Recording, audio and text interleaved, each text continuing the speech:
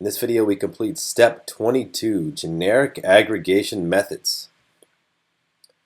Okay, so we've finally done all of our subset selection.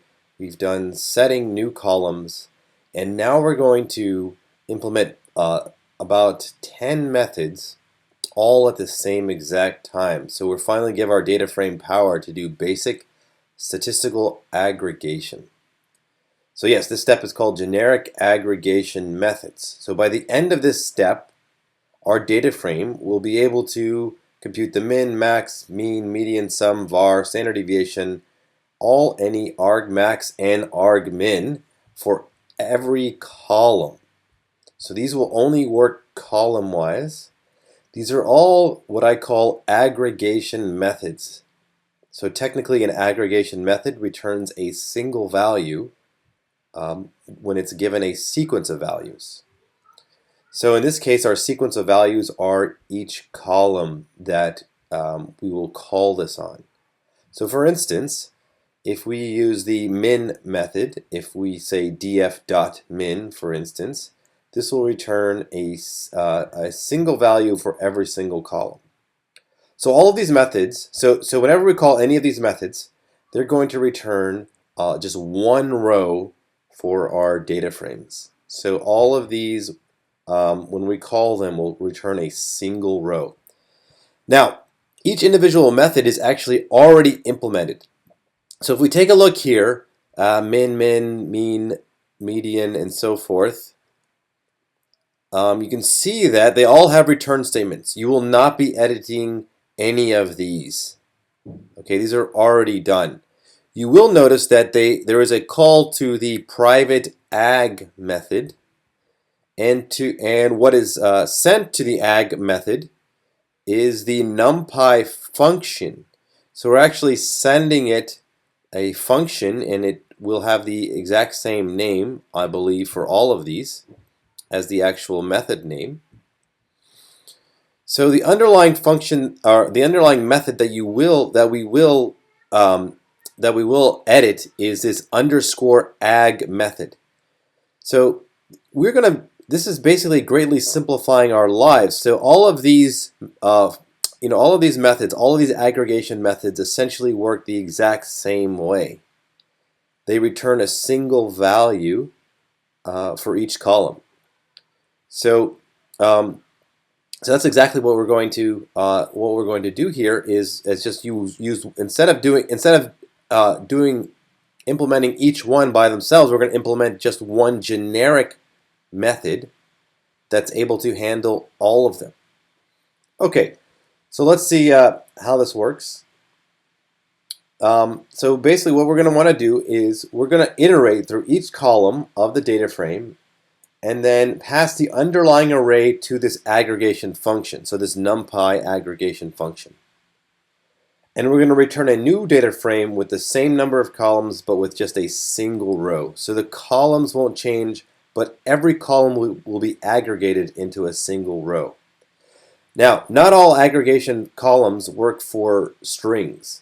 So for instance, if you try to take the mean of a string or the median of a string, it's not going to work. So whenever that happens, a numpy will raise a type error. So instead of having our program error out for the columns that it cannot aggregate, we are simply going to not return those columns. So the string columns won't be returned whenever we call something like mean or median on them. So we're going to accept a type error and basically just do not do anything when we get an error during the aggregation. Okay, so let's go ahead and implement this. So they're all going to look the exact same. So this is the generic underscore ag method, and we're being given this ag func. So this ag func is a numpy function. So numpy is again going to do the hard work for us. So let's go ahead and iterate. We'll just through our data for call comma value and self.underscore-data. Again, that's where our data is held. So let's go ahead and create a new data dictionary. And let's add to our dictionary. Let's try to do this ag func. So aggfunc, we will pass it value. So aggfunc is the aggregation function, the NumPy array. Okay, great. Now, the only problem here is that it will return a single value. So we need to actually force it to be a NumPy array for it to work with our data frame constructor. So what we're going to do here is just force it to be an array, and we're going to put it in a one-element list. So this will take care of that for us. So it's a little bit convoluted here that we have to force it into a list and then again force it into a NumPy array, but that's how it's going to work. Now, this function will fail whenever for strings, for some string method, for some string columns, it will not work for particular methods. So what we're going to do is, this is the first time we're going to accept an error. So you have to know a little bit of NumPy and know that whenever you do an aggregation method on a column that doesn't work, it's gonna raise a type error. So let's accept this exact error. And if there's a type error, then you know what? We're actually just not going to do anything. We're just going to continue on with our program. And instead, we're just going to return a data frame of new data. So we'll just say we'll pass. We will not do anything. We're not going to add to our dictionary. We'll simply just move on to the next iteration of the loop. So we're going to try this. If it does work, that's great. If not, we're just going to do nothing. We're going to assume that the column is just it's not able to be processed.